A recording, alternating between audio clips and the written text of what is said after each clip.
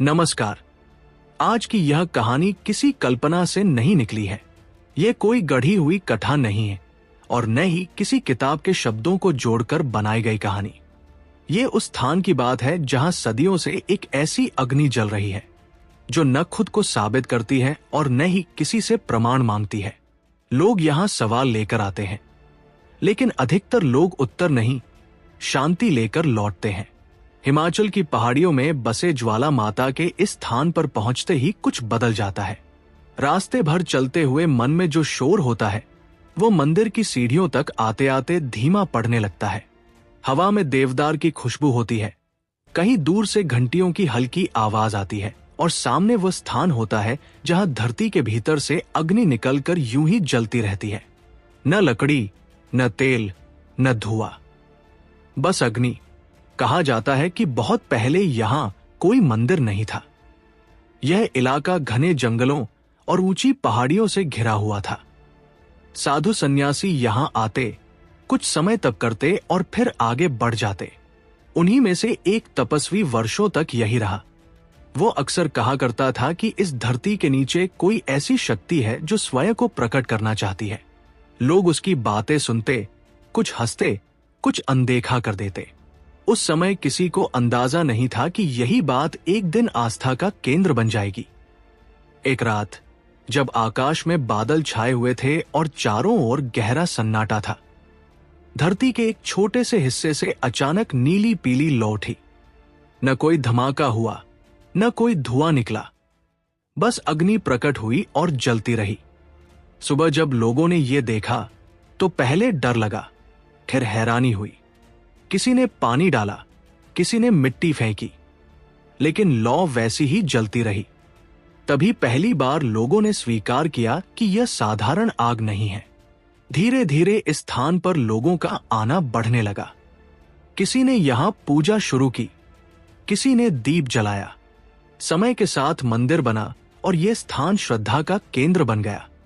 यहां कई ज्वालाएं हैं और हर ज्वाला का अनुभव अलग अलग बताया जाता है। कोई कहता है कि यहां बैठते ही मन हल्का हो गया, कोई कहता है कि भीतर छुपा डर जैसे कहीं खो गया। यहां एक स्त्री की कहानी बहुत बार सुनाई जाती है। वो वर्षों से मन में अपराध बोध लेकर जी रही थी। बिना किसी मन्नत के वह यहां आई और बस चुपचाप ज्वाला के सामने बैठ गई। कुछ देर बाद उसकी आंखों से आंसू बहने लगे।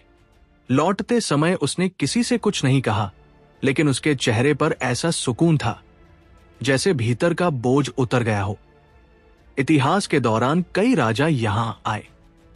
सैनिक युद्ध पर जाने से पहले यहां शीश नवाते थे। यात्रियों ने यहां विश्राम किया। विदेशी लोग भी आए, जिन्होंने इस अग्नि को विज्ञान और तर्क की नजर से समझने की कोशिश की, लेकिन कोई ठोस उत्तर नहीं मिला। शायद इसलिए क्योंकि हर चीज को समझने के लिए शब्द नहीं, अनुभव चाहिए। यहां के पुजारी पीढ़ियों से एक ही बात मानते आए हैं, अग्नि को छेड़ना नहीं है, उसे परखने या बदलने की कोशिश नहीं करनी है, बस साक्षी बनकर देखना है। पूजा होती है, दीप जलते हैं, लेकिन ज्वाला अपने ही नियम से जलती रहती है। रात के समय जब भीड़ कम होती है, तब स्थान का अनुभव और गहरा हो जाता है। ज्वाला की हल्की सी आवाज सुनाई देती है, जैसे कोई धीमी सांस ले रहा हो। कई लोग कहते हैं कि उस समय भीतर अपने आप बातें साफ होने लगती है। बिना सवाल पूछे बहुत कुछ समझ में आ जाता है। यहां भक्ति दिखावे की नहीं है, न जोर जोर से मंत्र, न भीड़ का शोर। शायद इसलिए क्योंकि जो शक्ति यहां है उसे साबित होने की जरूरत नहीं, वह बस है। ज्वाला माता की ये कहानी हमें यही सिखाती है कि हर शक्ति गरजती नहीं।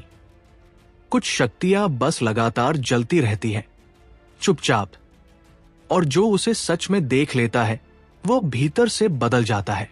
अगर आप कभी यहां जाए तो कुछ मांगने से पहले बस थोड़ी देर बैठिए, उस ज्वाला को देखिए।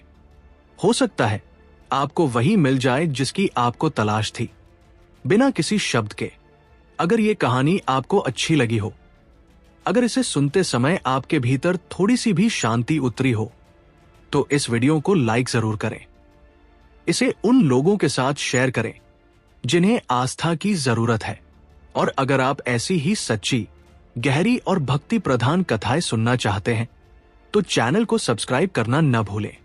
हम फिर मिलेंगे एक और ऐसी ही सच्ची कथा के साथ। जय माता दी।